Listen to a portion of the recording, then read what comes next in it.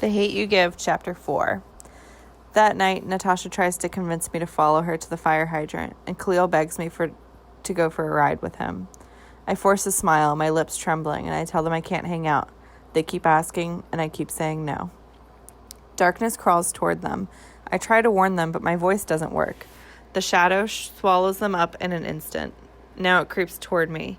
I back away, only to find it behind me. I wake up. My clock glows with the numbers 11:05. I suck in deep breaths. Sweat glues my tank top and my basketball shorts to my skin. Sirens scream nearby, and Bricks and other dogs bark in response. Sitting on the side of my bed, I rub my face, as if that'll wipe the nightmare away. No way I can go back to sleep, not if it means seeing them again. My throat is lined with sandpaper and aches for water. When my feet touch the cold floor, goosebumps pop up all over me. Daddy always has the air conditioning on high in the spring and summer, turning the house into a meat locker. The rest of us shiver our butts off, but he enjoys it, saying, "A little cold never hurt nobody." A lie. I drag myself down the hall. Halfway to the kitchen, I hear Mama say, "Why can't they wait? She just saw one of her best friends die.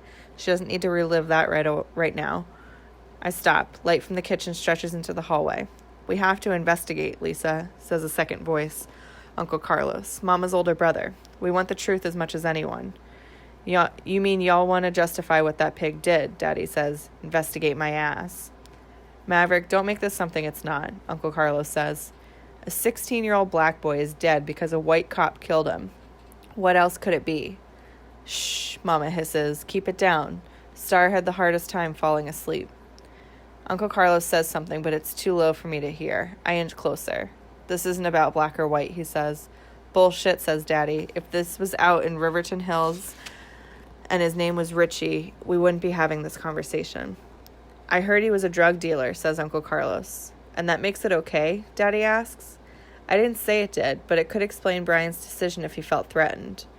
A no lodges in my throat, aching to be yelled out. Khalil wasn't a threat that night. And what made the cop think he was a drug dealer? Wait, Brian? That's 115's name? "Oh, so you know him," Daddy mocks. I ain't surprised. "He's a colleague, yes, and a good guy, believe it or not. I'm sure this is hard on him. Who knows what he was thinking at the time?" "You said it yourself. He thought Khalil was a drug dealer," Daddy says. "A thug. Why he assumed that, though?" "What, by looking at Khalil?" "Explain that, detective." Silence. "Why was she even in the car with a drug dealer?" Uncle Carlos asks. "Lisa, I keep telling you, you need to move her and Sakani out of this neighborhood. It's poisonous." "I've been thinking about it." "And we're not going anywhere," Daddy says. "Maverick, she's seen 2 of her friends get killed," Mama says. 2, and she's only 16. "And one was at the hands of a person who was supposed to protect her. What, you think if you live next door to them, they'll treat you different?" "Why does it always have to be about race with you?" Uncle Carlos asks. "Other races aren't killing us nearly as much as we're killing ourselves." "Please, if I kill Tyrone, I'm going to prison. If a cop kills me, he's getting put on leave. Maybe." "You know what? There's no point having this conversation with you," Uncle Carlos says.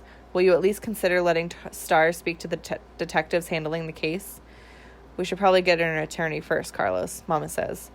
"That's not necessary right now," he says. "And it wasn't necessary for that cop to pull the trigger," says Daddy. "You really think we're going to let them talk to our daughter and twist her words around because she doesn't have a lawyer?" "Nobody's going to twist her words around. I told you, we want the truth to come out too."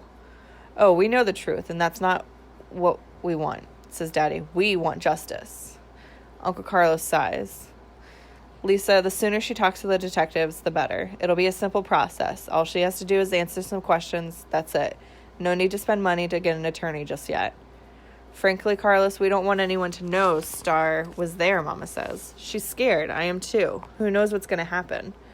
"I get that, but I assure you she'll be protected. If you don't trust the system, can you at least trust me?" "I don't know," says Daddy. "Can we?" "You know what, Maverick? I've just about had it with you. You can get out of my house then. It wouldn't even be your house if it wasn't for me and my mom." "Y'all stop," Mama says.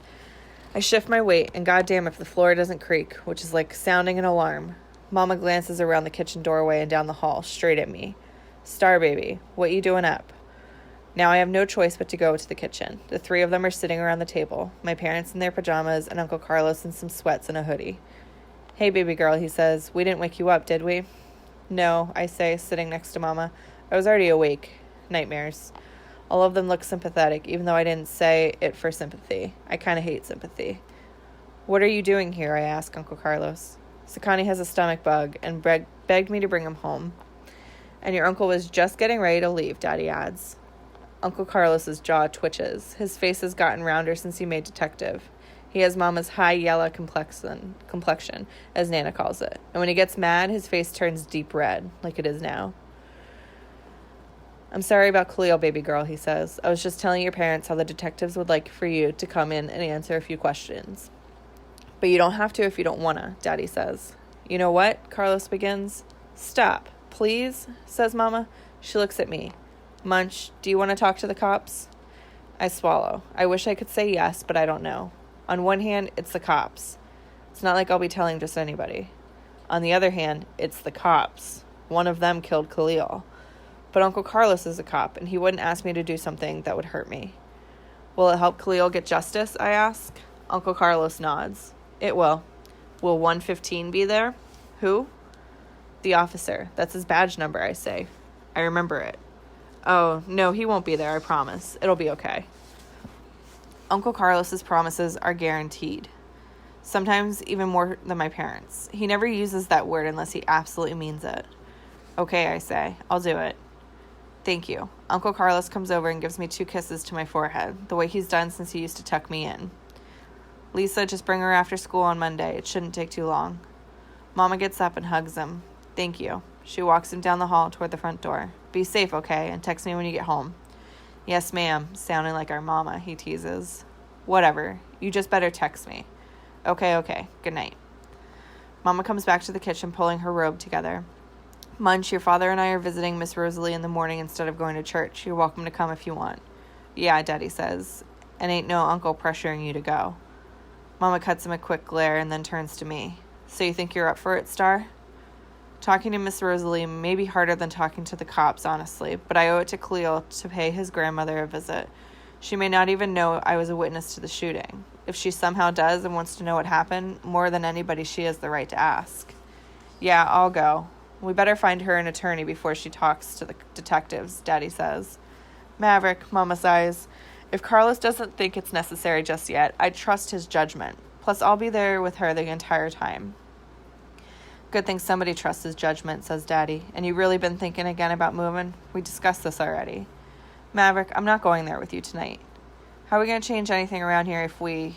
Maverick, she says through gritted teeth. Whenever Mama breaks a name down like that, you better hope it's not yours. I said I'm not going there tonight. She side-eyes him, waiting for the comeback. There isn't one. Try and get some sleep, baby, she tells me, and kisses my cheek before going to their room. Daddy goes to the refrigerator. You want some grapes? Yeah. How come you and Uncle Carlos always fighting? 'Cause he's a buster. He joins me at the table with a bowl of white grapes. But for real, he ain't never liked me. Thought I was a bad influence on your mama. Lisa was wild when I met her, though, like all them other Catholic schoolgirls. I bet he was more protective of Mama than Seven is with me, huh? Oh, yeah, he says. Carlos acted like he was Lisa's daddy. When I got locked up, he moved y'all in with him and blocked my calls. Even took her to a divorce attorney. He grins. Still couldn't get rid of me. I was 3 when Daddy went to prison, 6 when he got out. A lot of my memories include him, but a lot of my first don't. First day of school, the first time I lost a tooth, the first time I rode a bike without training wheels. In those memories, Uncle Carlos's face is where Daddy's should have been. I think that's the real reason they're fighting. Daddy drums the mahogany surface of the dining table, making a thump, thump, thump beat. The nightmares will go away after a while, he says. They're always the worst right after. That's how it was with Natasha. How many people have you seen die? Enough. Worst one was my cousin Andre. His finger seems to instinctively trace the tattoo on his forearm, an A with a crown over it. A drug deal turned into a robbery, and he got shot in the head twice, right in front of me. A few months before you were born, in fact. That's why I named you Star. He gives me a small smile. My light during all that darkness. Daddy chomps on some grapes. Don't be scared about Monday. Tell the cops the truth and don't let them put words in your mouth. God gave you a brain. You don't need theirs. And remember that you didn't do nothing wrong. The cop did. Don't let them make you think otherwise. Something's bugging me. I wanted to ask Uncle Carlos, but I couldn't for some reason. Daddy's different, though. While Uncle Carlos somehow keeps impossible promises, Daddy keeps it real with me.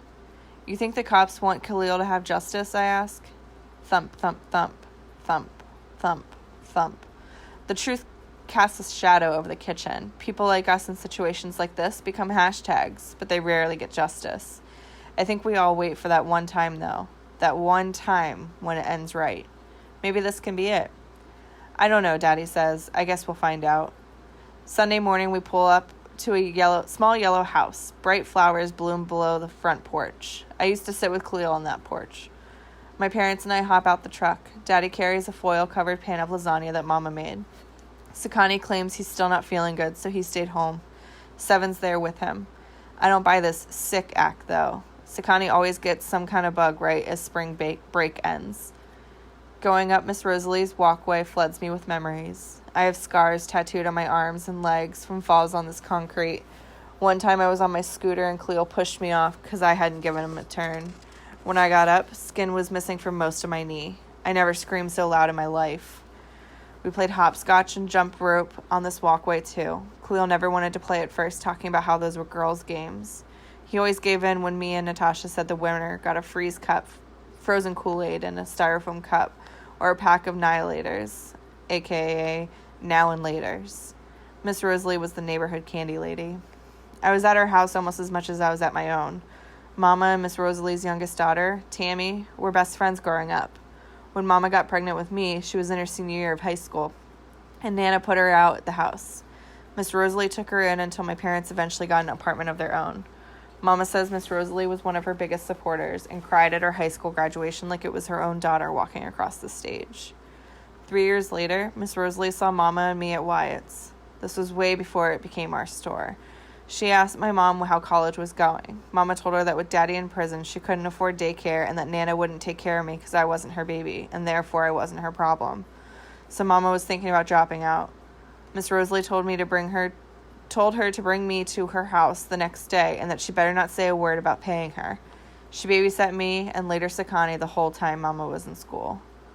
Mama knocks on the door, rattling the screen. Miss Tammy answers in a head wrap, t-shirt, and sweatpants.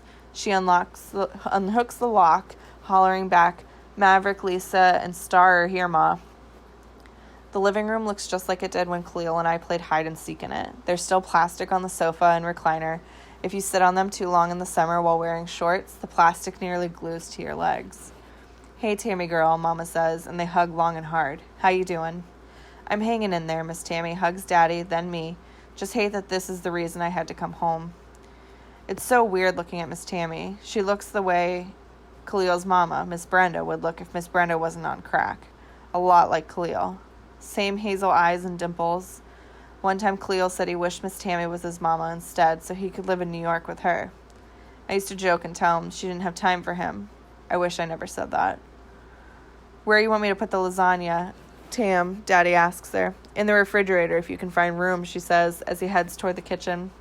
Mama said folks brought food all day yesterday. They were still bringing it when I got here last night. Seems like the whole neighborhood has stopped by. That's the garden for you, Mama says. If folks can't do anything else, they'll cook. You ain't never lied, Miss Tammy motions to the sofa. Y'all have a seat.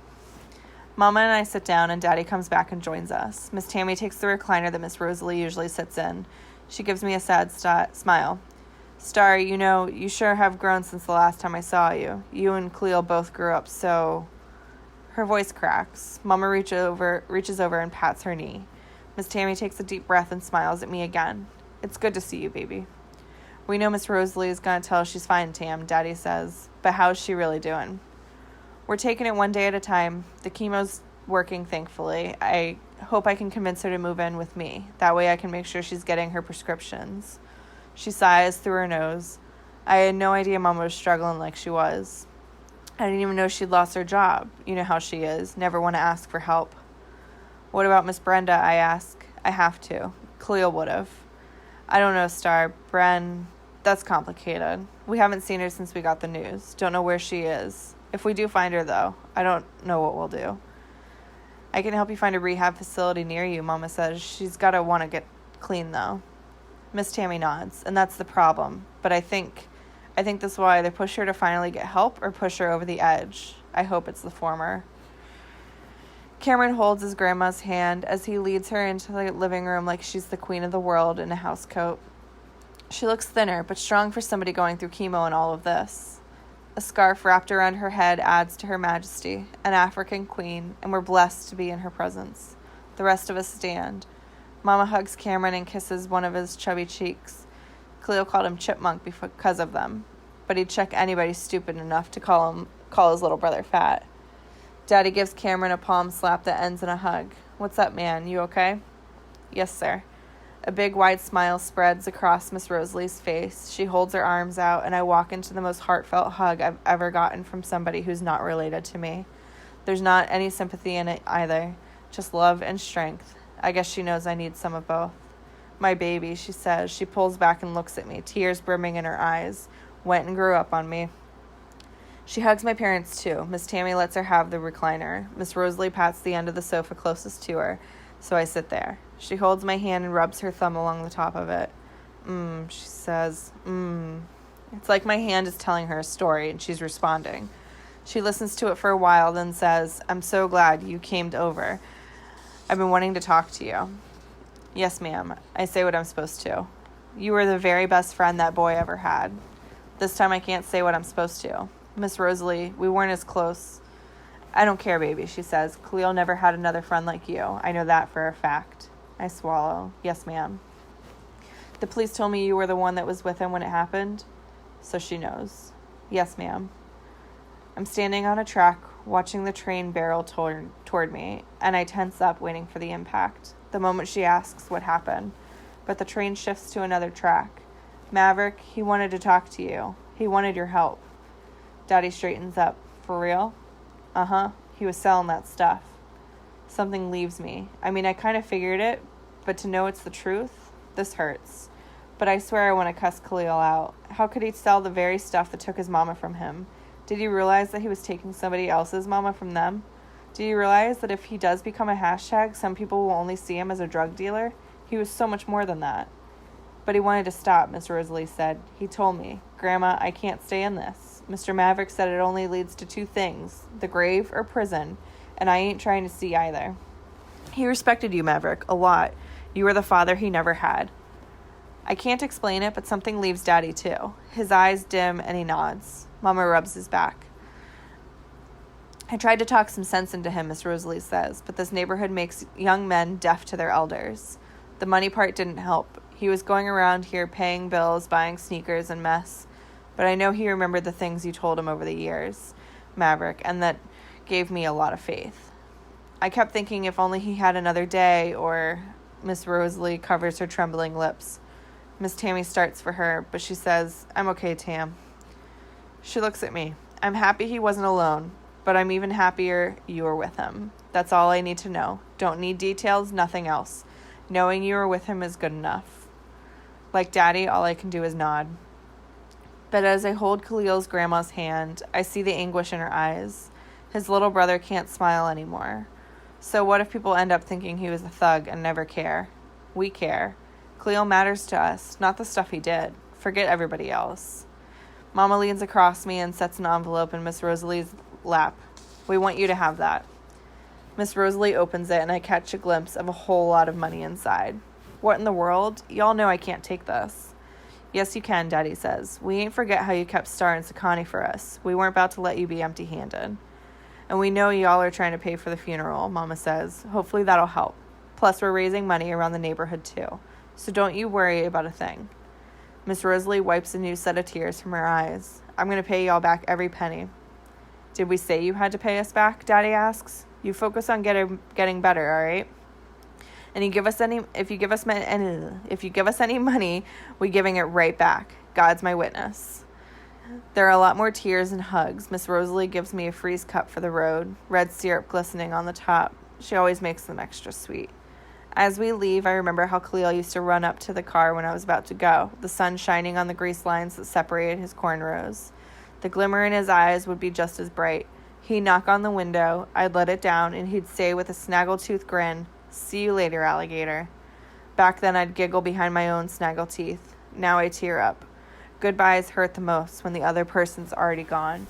I imagine him standing at my window, and I smile for his sake. After a while, Crocodile.